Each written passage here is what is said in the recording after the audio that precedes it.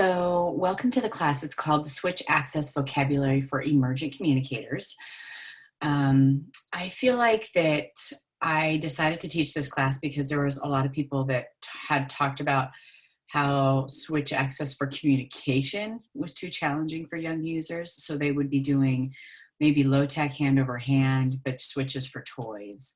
And we stayed in that state for a little bit too long. And it's created a culture of single message buttons are good enough, Big Macks are enough. And honestly, it's creating more of a cause and effect communication than authentic communication. So I wanted to kind of show how I evaluate very young users who are going to be switch users and show you some video. And then I'm gonna mirror my iPad to the screen and show you some of the screens that I created and use on GoTalk, but you can do it on any device that's switch activated. And then I have some progressions. That's not my forte, so to speak. I don't organize my ideas well in written form in that way. So Linda Burkhardt has some steps to scanning where you're just going step by step, working through the scanning learning progression. And then a few companies like Inclusive TLC who created switch activated software will also have progression and how to walk kids through cause and effect and one switch scanning and two switch scanning and all those things. I am not nearly as organized or methodical, but I did realize as I was putting this together that there is a method to my madness. So I'd like to talk about it today. So I'm just gonna switch over and share my desktop for now, and I'll do iPad in a little. Well, actually, let me do my PowerPoint. Let me see if I can do that. Okay, so switch access vocabulary for emergent communicators. So it is true that we do need to start with something really highly motivating to figure out where the switch needs to be and what switch can they activate reliably, intentionally, and all that kind of stuff. So I'm going to talk about communication, but I just want to show this one video. This was a girl who is learning how to find a switch, and her vision is challenging. There's a cortical visual impairment in part of this, as well as so cortical visual impairment continues to improve until age 8. So sometimes we don't know what the vision will turn into, but we met her when she was 2. Actually, she's 2 in this video. So she's 2 in this video, finding the switch, just realizing cause and effect.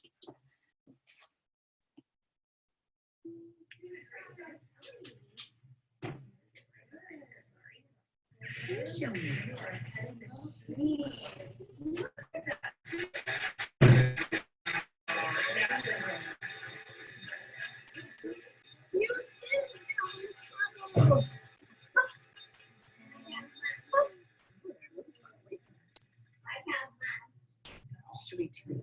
Oh my goodness! Here, should we go? Should we get some more? Yeah, just like that.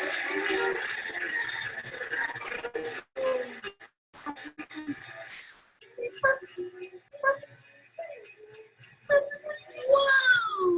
Look at that! Oh my goodness! Oh my goodness! That was a good job, love girl. That was a good job. Okay, that was my occupational therapist, Melanie, that I work with. So from here, I would try communication. I wouldn't, quote, master this. I wouldn't do this for months. We're going to be practicing access for the rest of our lives in this body. And we are not waiting for any level of achievement other than knowing that I have the switch and I have it in a location that they can hit consistently, and they can come off of consistently. That's all I need. So I'm not going to do this and say, okay, play toys for a month and then I'll be back with communication. In the same session, I'm saying, remember how you hit the switch to make the bubbles go? Let's hit the switch for words. Here we go. And we're moving forward. So this is a boy. He is 1 year old. He has cerebral palsy. He has cortical visual impairment. We did a switch with a music app called 5 Frogs. I'll show it to you when I'm on the iPad if you want to know it. It's pretty magical. Where they hit the switch and the frog sings 5 little speckled frogs. And so he just learned how to, if I hit the switch, the music goes. So right away, we are moving to communication and asking him to use those same switches that he used to make the frog go, to make a choice by listening to his choices. So I want to show you these 2 videos of Adam. And this is, again, the very first time he's ever seen a switch, first time mom's seen a switch. He's 1 year old. Here we go. Do that for one or something different. Music. 5 frogs. There it is. Yeah. Sharks. Music. You want different music. Okay. Let's sing. Let's sing a song. Let's sing a song. What are we going to sing? A song. What's a favorite? Or patty cake, actually. Let's see that one. Patty cake. Baker's man. Bake me a cake as fast as you can. Roll it. Pat it. Mark it with a B. And throw it in here for baby and me. Yay! Hey, you get to make another choice. Sharks. You want the shark sign now, huh? Hey, sharks. I'm ready.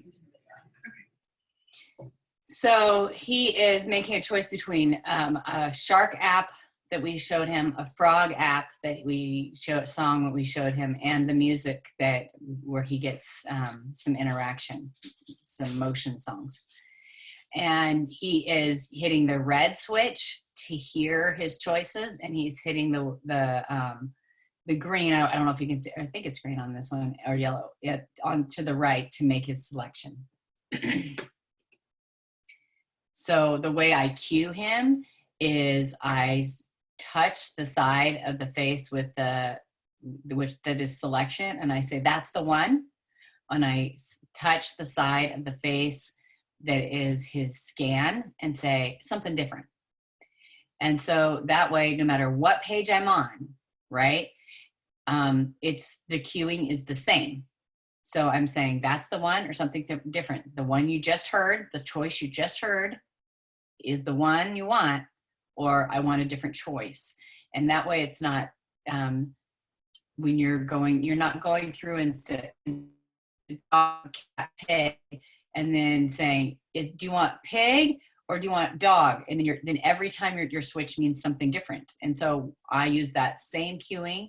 That's the one or something different. I am not taking his head and pressing it against the switch. I never did that with him. Neither did Melanie when she was holding Ellery. She's waiting for Ellery to explore. Despite low vision for both of those kids, you'll notice that they use their eyes to guide their head, and that becomes a nice cueing strategy where you say, let your eyes find the switch, and they start to look and their head will move, even if they have no vision at all. Kids will lead with their eyes. I don't know what that is. I'd be fascinated to find out. But again, this is all just stuff I've observed through doing evaluations. So I don't have like science behind this vocabulary of that's the one or something different. I just know that it has worked for me through all kinds of kids in all kinds of ways. Let's watch him again. We're on Old McDonald. Is that the one? Or do you want something different? Do you want to hear the choices? What should we sing?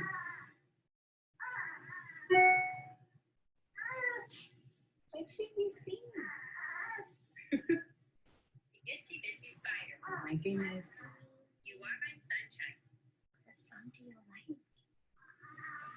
That song Grandma sings. If you're happy. You're happy when you know it? Which one should we sing? Yep. Let your eyes help you find it. I see you. If you want it, you gotta come all the way over.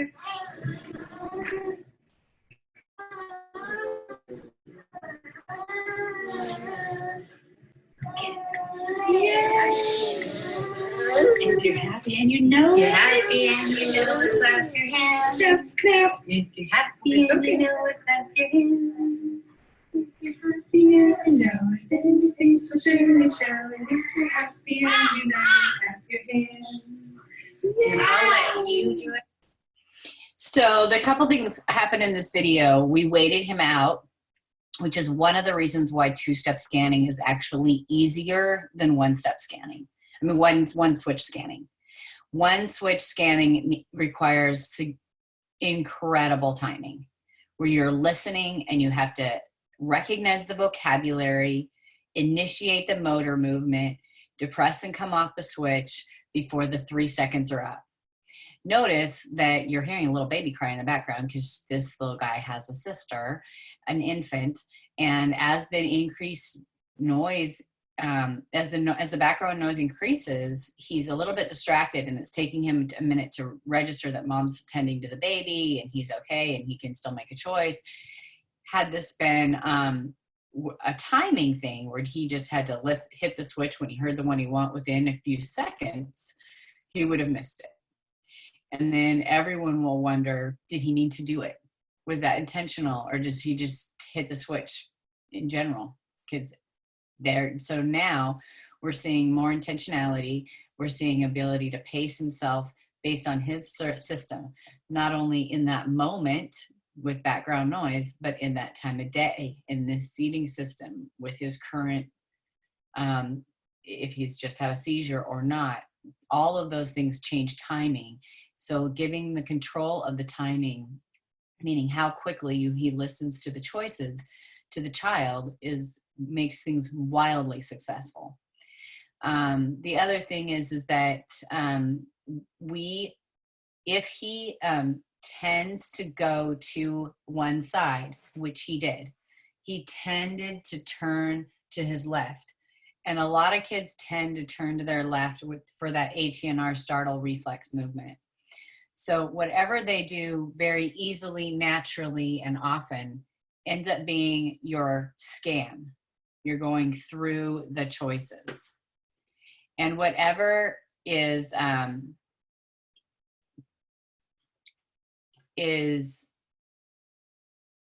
sorry, I got distracted with something. Whatever is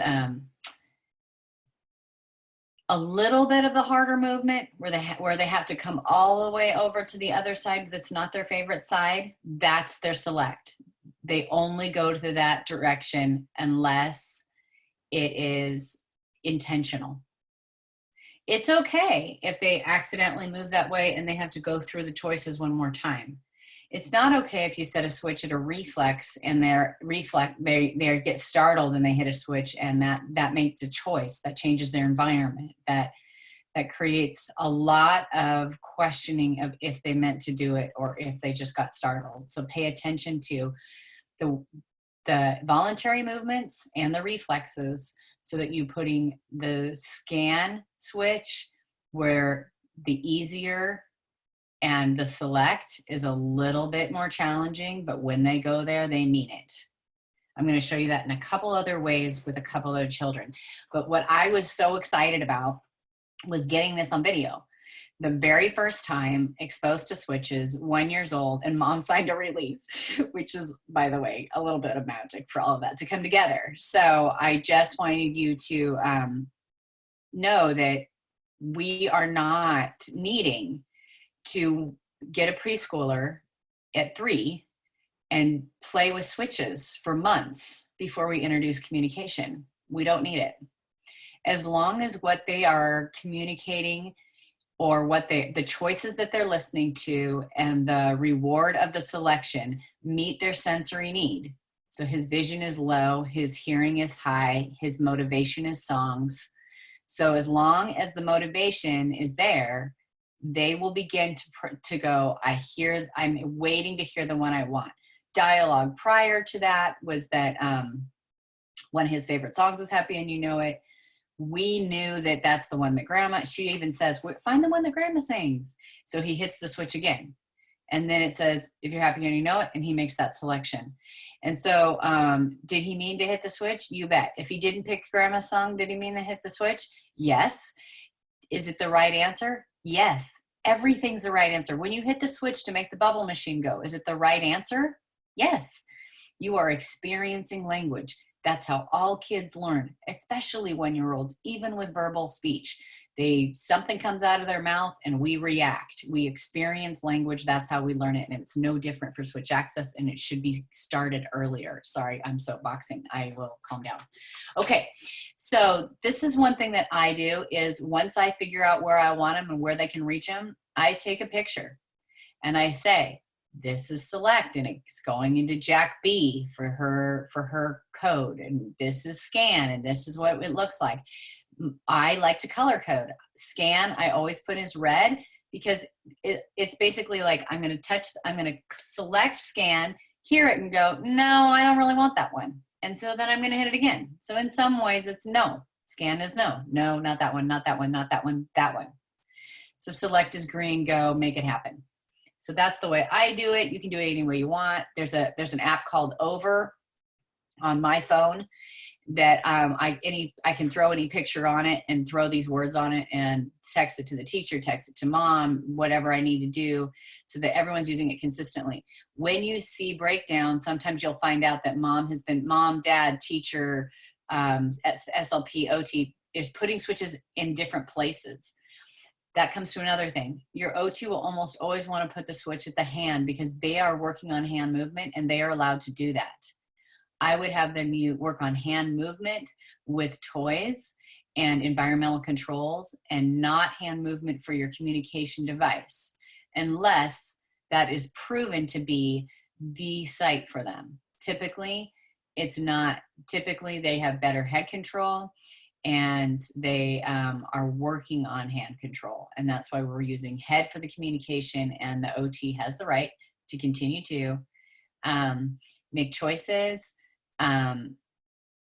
make things go with their hands, but it's going to be a little bit more gross motor. It's going to be whole arm, whole hand. They're going to be able to lay their hand on it and make it continue to do things. They can't pull off of it yet. All those other things. OTs get to work on hands.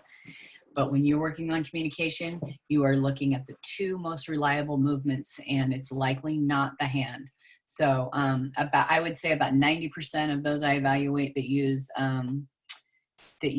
switches use their head, and maybe less than 5% have the switch site at a hand. And I'm going to show you one at the hand as well. So here's my girl, and we started one way and we changed it, and I think you're going to see that because we don't always land on it either. So she is sitting on, again, my OT's, and I call her my OT as if possession, but no. But she's sitting on the OT's lap. We have a rolling floor mount behind her with modular hoses so that we can put them where we want them. She is going to listen to her choices. With Adam, the first one you saw was a NovaChat, and the second video was GoTalk.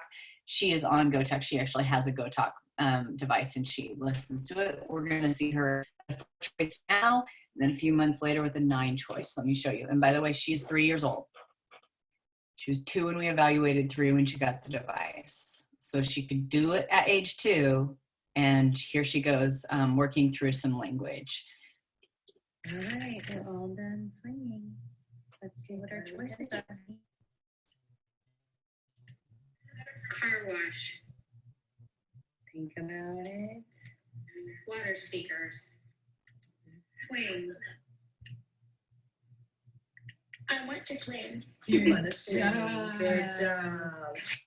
So her vocabulary is expanded. We've done a lot of work on her activity within her occupational therapy and physical therapy sessions, so she knows what the meaning of all those are. If we put something on there she didn't know, she could pick it and go experience it, and then she'd know that vocabulary, right? So what we found with her is that she has a lot of rooting to her left, and we had to put the switch so far away from her face to not root that you saw she had to kind of go get it. When she was in a chair and she's not leaning against a body, she could not go get it. And as you got the switch closer to her face, she would root on that switch. If you put the switches too low to the mouth on the head, you may instigate that rooting reflex. And not just with very young children, although I'm showing young ones today to prove a point. Sometimes those reflexes don't go away.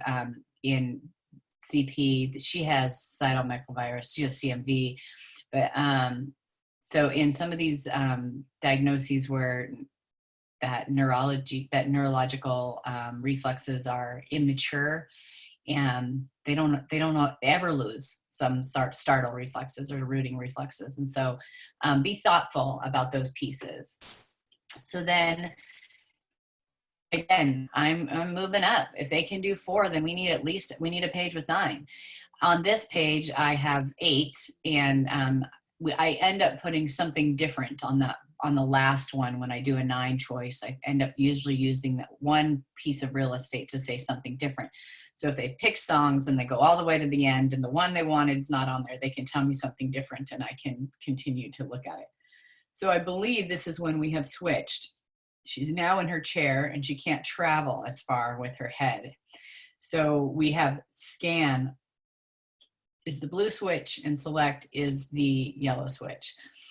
She's also going through a song page, and she pretty much, she likes Old MacDonald. She really likes the way I do the pig sound, but she's gonna have to figure out her way to all of that. So this is how she does it.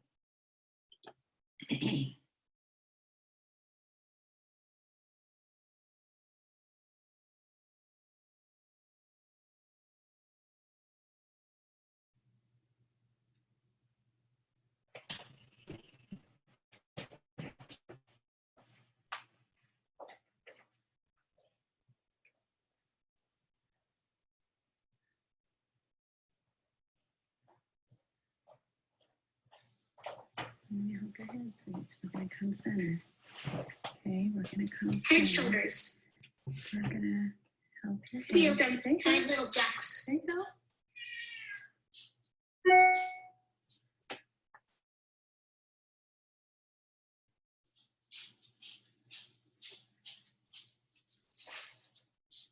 Five little ducks. 5 little ducks went out one day. 5 little ducks went out Over the hill and far away. Mama duck said quack, quack, quack, quack.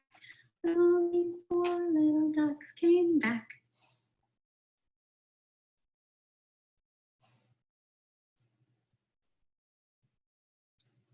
Old MacDonald, the itsy bitsy spider. If you're happy. Twinkle. Head, shoulders. Wheels at the bus. 5. Old MacDonald. Old MacDonald had a farm. Dog. E-I-E-I-O. And on that farm he had a Cat. Horse. Pig. Cow. Sheep. Duck.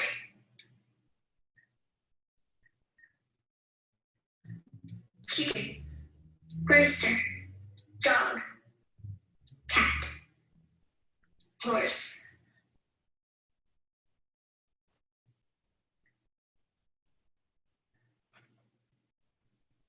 Pig. Grinds like a pig. with a here and a there, here, there, everywhere. I knew you wanted pig. And you knew pig came after horse. That's why you waited. You were getting ready.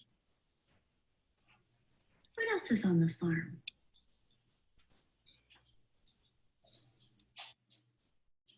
Dog.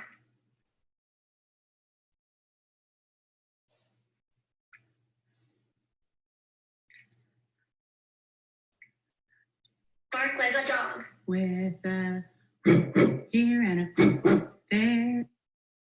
Okay. So it's a lot of work to get there, but she does it. Her eye, they know she sees light. They know that they don't know a lot about her vision. And CMV is a virus that can affect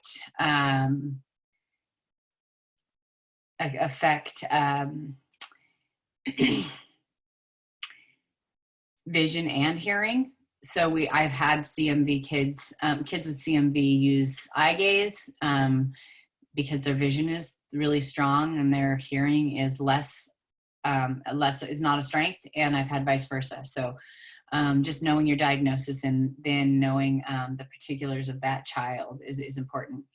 But we're moving up, and now she is able. So this is some supported navigation where I'm getting her to where she could have chosen, and I'm going to show you part of her set in a minute on my iPad, where she gets to she now can start where she says I want, and then she has verb choices, and one of the verb choices is sing, and then that leads to songs, and those songs lead to other things. So she can now do I want to sing Old MacDonald with the pig, like she can do the 4 pages. And she you saw, even when she's doing it, she is not consistent. So meaning sometimes she hits a switch every second, sometimes it's every 5 seconds, sometimes she's organizing her body, sometimes the cat meows and she stops for a minute. And if she had to just hit the switch when she heard the one she want and she was waiting for their timing, she would miss it sometimes and she'd be frustrated with it other times. It's really hard to find the right length of time that kids are willing to wait all the way around. We also have done a good job at not changing the order of the icons. So I'm not going to switch pig to the first one because I know she likes that, or switch pig to the end now because I know I want her to be able to go all the way through the end. I leave it where I'm at, and I'm always adding to the end of it. I'll show you why that's one of the reasons why I kind of like Go Talk, even though you have to create your own life in that thing. But I probably should just take out some personal information of a Go Talk book that I use and make it available so that you all can manipulate it. Right now, every one of the books I have has, family members and photos and things like that on it, but I'll show you what I do and how I use it in a minute.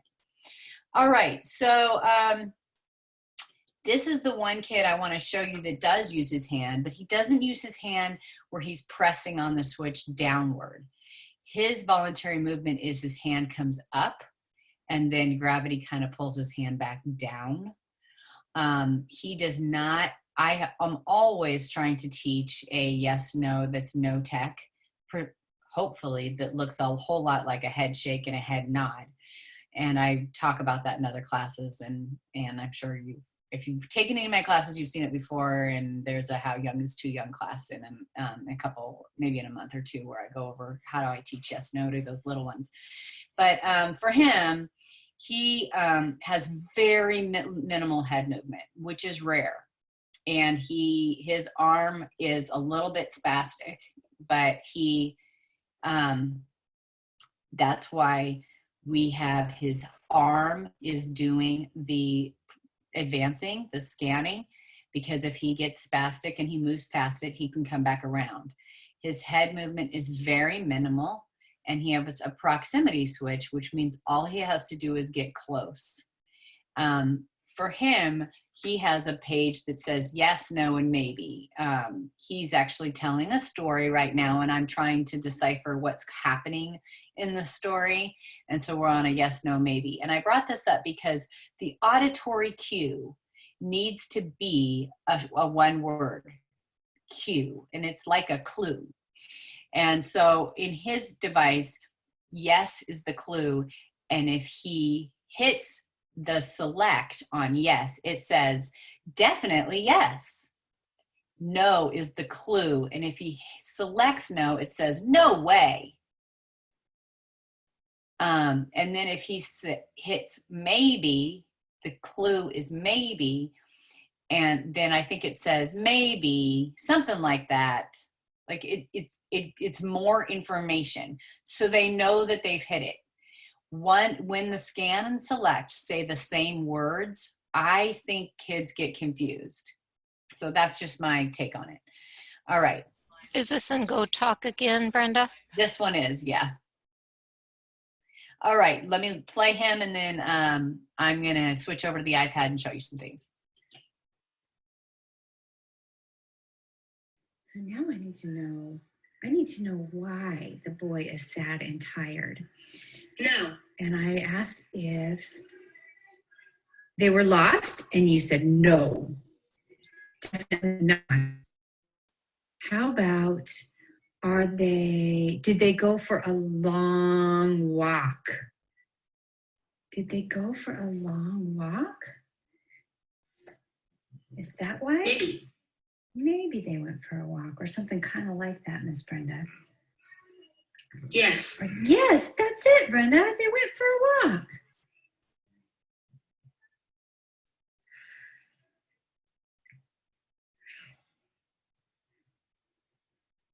Definitely. Yes. Oh. So I'm super proud of him because he came off the switch as well, and that's hard for him. And you'll notice, again, his vision is poor, and it doesn't matter. His eyes are still guiding his head, and I am giving him some auditory support. So the device is saying yes, no, maybe, and I'm using context to say, yes, that's the one, Brenda, that's the one. Or to kind of further increase the auditory comprehension of the scanning clue. Okay, so those are just videos of kids. And so I want to take a look at some vocabulary pages, and then I want to be sure that I highlight some actual resources. What I mean by that is that to me, I learn best by watching the videos and seeing what people are doing. But if you need to see the pages, then I'd like you to see the pages. And if you need step-by-step instructions, I'm going to provide that for you too. So the only way I know how to do this is to stop sharing for a moment and then try to share my iPad.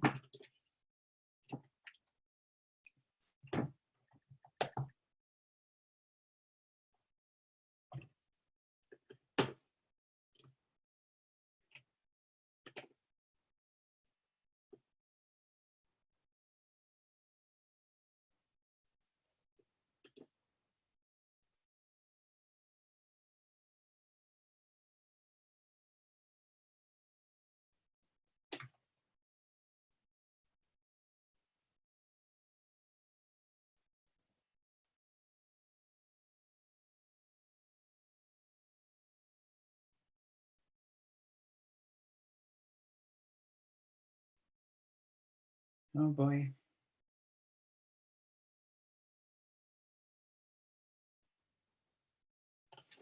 I'm trying.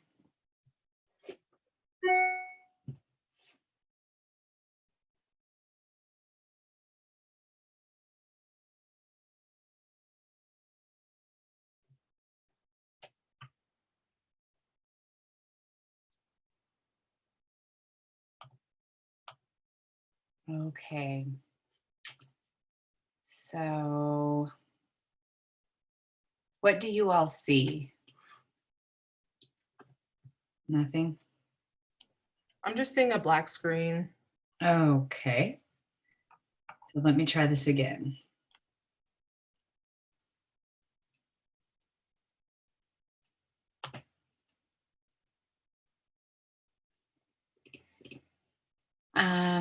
So let me go to stop share and try again. This has been working in the past, so let me just give this a spin.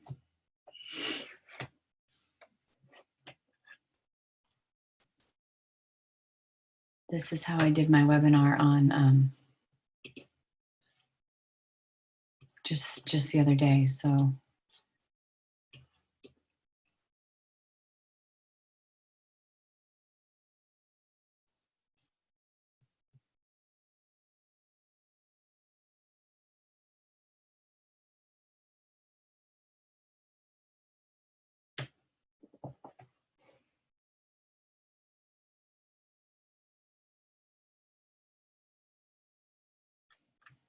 all right, here's what we're going to do. We're going to put that in timeout for a minute. And I'm going to show you the resources, and I'm going to give my Wi-Fi a minute to think about things. So this is what I'm going to send to you at the end of the webinar. And this is Stepping Stones to Switch Access by Linda Burkhart.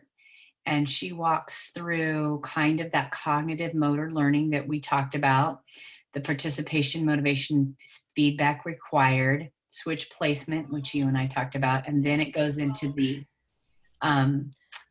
Brenda, we're still seeing your black screen. oh, shoot. Thank you for telling me that. Let me try this. Do you see my screen now? Yep. Okay.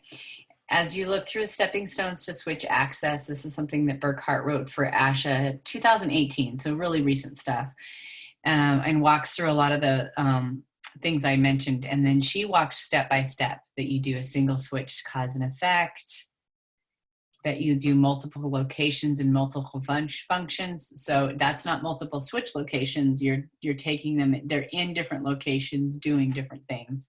And then she gives a list of battery knocking over blocks, battery powered spinner. And some of these things you can check out through this library at SETC. And then exposing them to two switches that have two functions. So she says try one switch that works and one that doesn't. I am not a fan of that. I think switches always need to do something. But I mean, she's more famous than me and she knows more than me. So I'm sure that works on some kids. So go for it.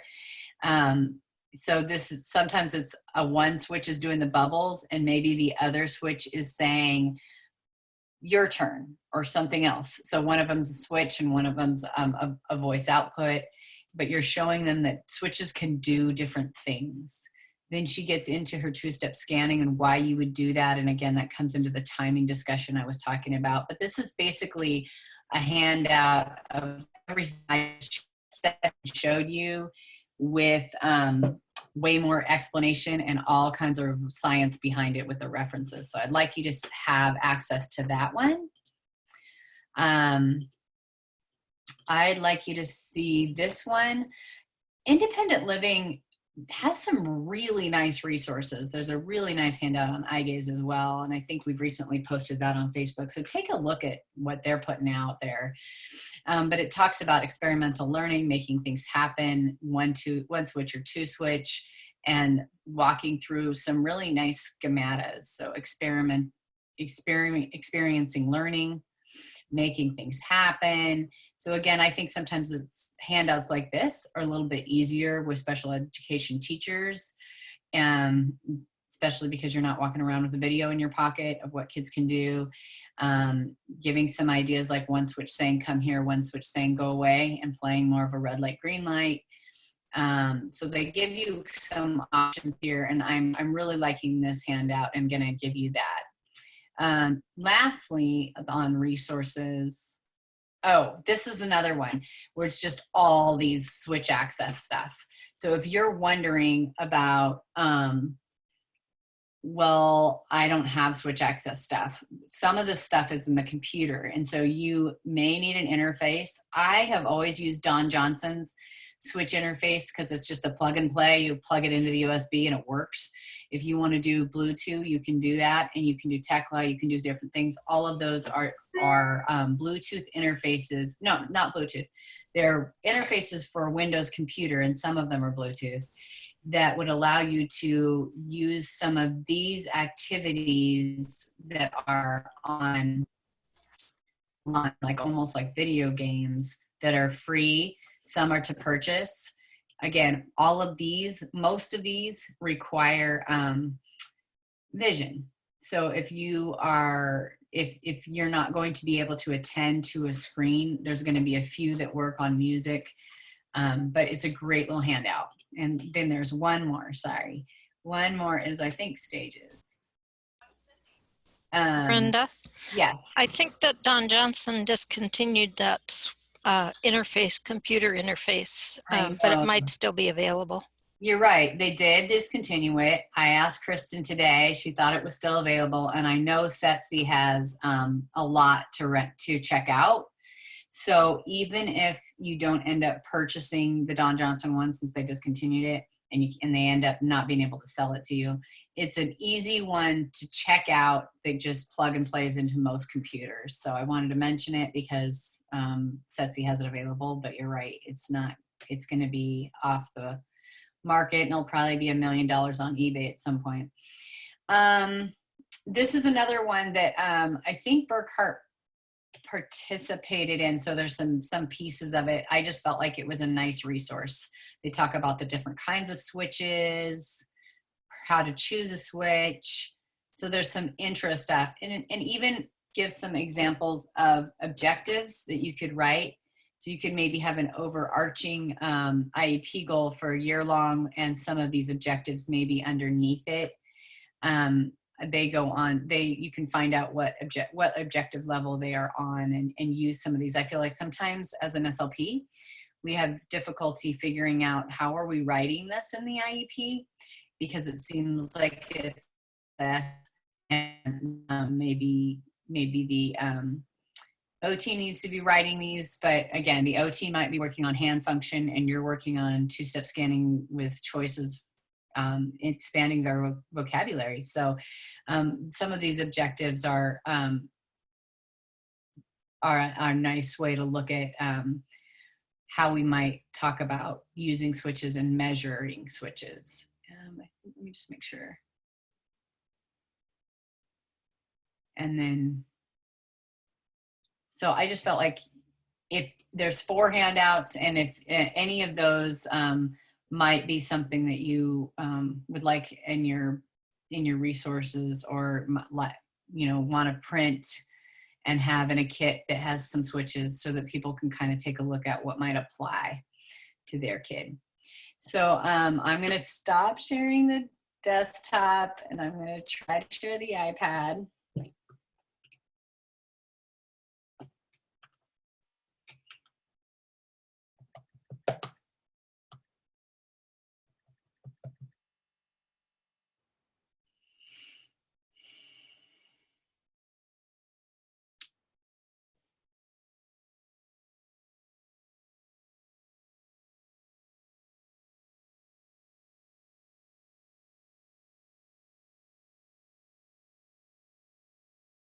Oh, come on.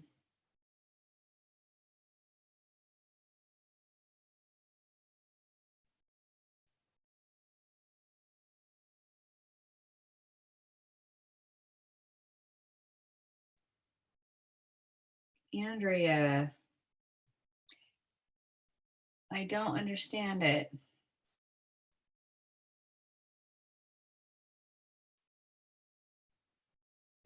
Well, I'm not sure what to do. I can't, it doesn't look like I can get, it says if you can't see it, to restart the iPad. All right, well, let me do that. Let me stop sharing a black screen, and let me restart my iPad and see if I have any luck on this. Hopefully I can show you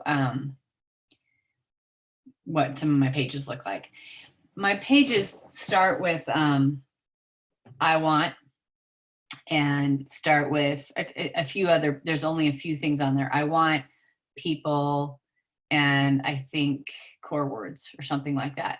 And then when they go into I want, it says, to read, to move, to play, to sing, I want my yes and no buttons, and I want a diaper change, because that's where I'm at with a lot of my kids.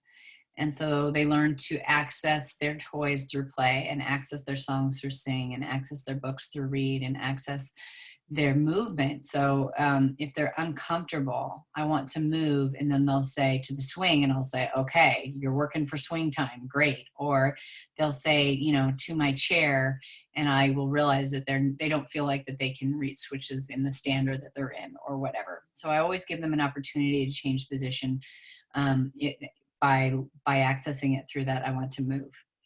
And then, but I'm usually tactily touching the device and getting them all the way to what the target is, and they're learning to chain as they've heard that they always go to I want, and they always go to read to get their favorite book, and then they begin to use that. So I'm going to turn it back on. We're going to try this one more time, and if not, I don't think I can do a whole lot. I don't know if there's a way to share my Go Talk book with you guys as participants specifically. Let me think some of that through. But the reason why I use Go Talk is not because it's magic, but because it's usually pretty accessible, meaning you as therapists, you as teachers, parents, they have an iPad. You can get Go Talk now free with 5 pages. And so you can make 5 pages of, you know, basic vocabulary just to get started. Even my kids who are using eye gaze,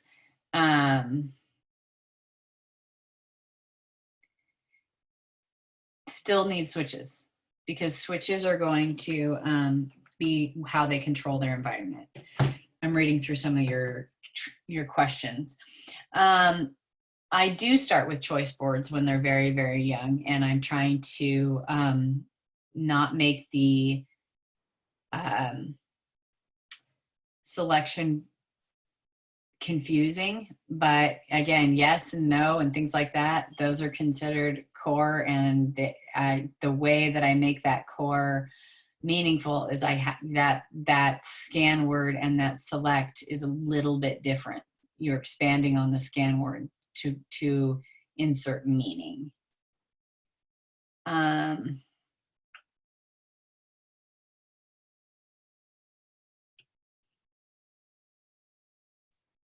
just reading. It looks like, so I'm going to have Andrea send the resources that I just showed. Some of you are wondering where that is. We're having some pretty significant website issues right now, so I'm not even going to try to put it on the website. I'm just going to have her email the participants in that. So I'm going to try to share this one last time. Yeah, the website's been okay yesterday and today, but we never know when it's going to crash again, so we're hoping it's going to be pretty stable for the week. But yeah, emailing me or Sue are usually the best points of contact right now. Well, why don't I just try to do that really quick, Andrea?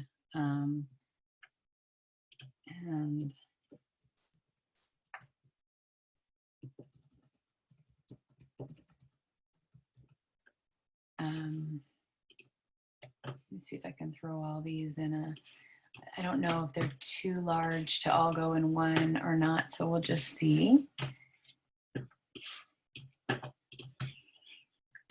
And so I'm just sending that to you right now, Andrea. I'm not sure what's going on with why I can't show my iPad. Andrea, is there a way to get somebody on Zoom tech support? Not that I know of. Okay, let me look it up. Okay.